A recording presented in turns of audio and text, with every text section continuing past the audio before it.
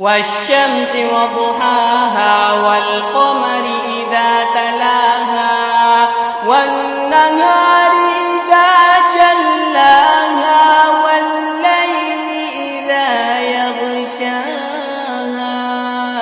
والسماء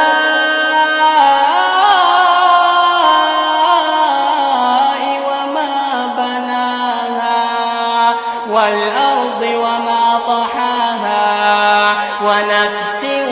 وما سواها فألهمها فجورها وتقواها قد أفلح من زكاها وقد خاب من دساها كذبت ثمود بطغواها إذ انبعث أشقاها فقال